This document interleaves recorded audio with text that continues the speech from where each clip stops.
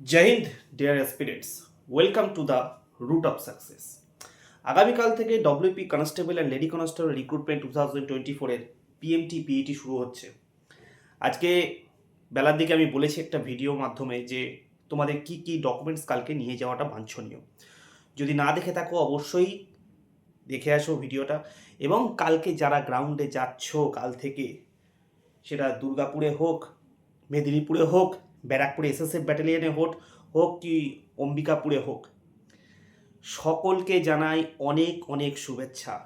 এই 2026 নতুন নববর্ষ তোমাদের জন্য শুভ বার্তা নিয়ে আসুক, তোমাদের সবার স্বপ্ন পূরণ হোক। যে সমস্ত আমার ভাই বোনরা কাল থেকে এই ওয়েস্ট বেঙ্গল পুলিশ কনস্টেবলের গ্রাউন্ডে যাচ্ছ, তাদের জন্য আমি ভগবানের কাছেও প্রার্থনা করি। এইবার আসি, ওয়েস্ট বেঙ্গল পুলিশের রিক্রুটমেন্টের সাথে সাথেই কিন্তু আরেকটা এক্সামও হয়েছে, এবং সেটা দুজনই দুটো পরীক্ষায় তোমরা দিয়েছো। সেটা হচ্ছে কলকাতা পুলিশের কনস্টেবলের রেজাল্ট। কলকাতা পুলিশের কনস্টেবল যে পরীক্ষাটা হয়েছে তার রেজাল্টটা কবে বেরোতে পারে? কারণ ডব্লিউপি কনস্টেবলের রেজাল্ট বেরিয়েছে, অ্যান্সার কি বেরিয়েছে, দুবার বেরোলো, রেজাল্ট বেরোলো, সাথে সাথে একদিনের মধ্যে মাঠ শুরু হয়ে গেল, ইন্টারভিউ শুরু হবে। তোমাদের বলছি, ইন্টারভিউ শুরু হবে জানুয়ারি মাসের শেষের দিকে বা ফেব্রুয়ারি ফার্স্ট উইক থেকে। ভোটের আগে জয়েনিং ধরে নাও। তোমরা অনেকে অনেক কথা বলেছো, এই গঙ্গাসাগরে ডিউটি আছে, তুমি জানো না কিছু, আপনি কিছু জানেন না, কিছু কিছু কয়েকজন বলেছো। বাবা, আমার তোমাদের জায়গাটা পেরিয়ে তবে এখানে এসেছি, তোমাদের দিনগুলো পেরিয়ে আমরা এসেছি। আর আমরা জানি কোথায় কি ফোর্স ডিপ্লয়মেন্ট হচ্ছে না হচ্ছে, সেটা আমরা নোটিশ দেখতে পাচ্ছি তোমাদের আগে।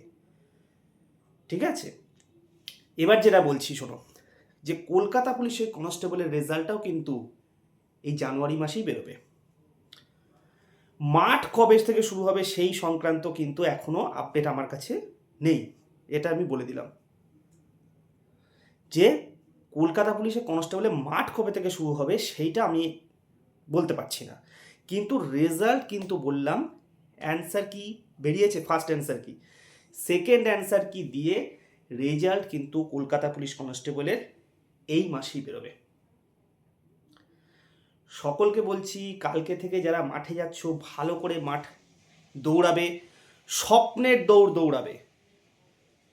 ছেলেদের 8 পাক, মেয়েদের 4 পাক, সব জায়গায় গ্রাউন্ড 200 মিটার, 400 মিটার নেই। মেদিনীপুরে 400 মিটারের হতো, কিন্তু এবার 200 করে দেওয়া হয়েছে। ব্যারাকপুরে এসএসএফ ব্যাটালিয়নে বরাবর 200 মিটার হয়, অম্বিকাপুর উত্তরবঙ্গে বরাবর ওখানে 200 মিটার হয়।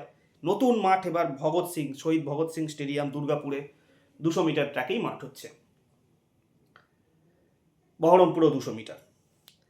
তাই বলছি, খুব ভালো করে প্রিপারেশান নিতে থাকো।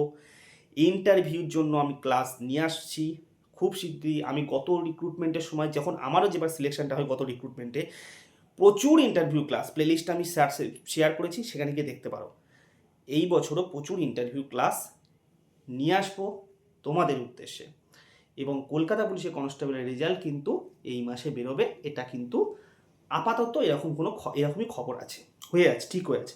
চেঞ্জ হতে পারে, বলছি না 100% বেরোবে, চেঞ্জ হতে পারে, কিন্তু বেরোনোর সম্ভাবনা আছে। সকলকে জানাই অনেক অনেক শুভেচ্ছা, বেস্ট অফ লাক। চ্যানেল নতুন হলে অবশ্যই চ্যানেলটিকে সাবস্ক্রাইব করবে। জয় হিন্দ।